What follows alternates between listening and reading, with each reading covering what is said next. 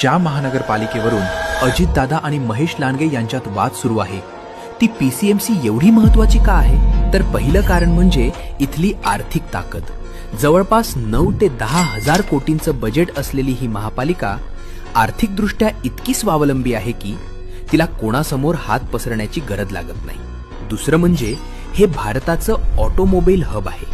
Tata Motors पासून Mercedes Benz पर्यंत जगातील दिग्गज कंपन्या इथे आहेत. हजारो MSME मुळे हे शहर देशाचं औद्योगिक इंजिन बनलंय.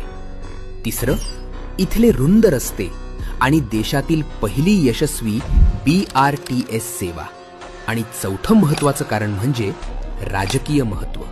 जो पीसीएमसी जिंकतो त्याचं संपूर्ण पुणे जिल्ह्यावर वर्चस्व असतं.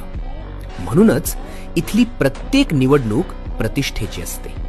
आणि शेवटचं कारण म्हणजे हे भारतातील सर्वात वेगाने वाढणाऱ्या शहरांपैकी एक आहे.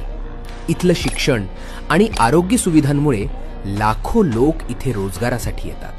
थोडक्यात सांगायचं तर पीसीएमसी राज्याचा GDPचा महत्वाचा भाग आहे. तुम्हाला काय वाटतं?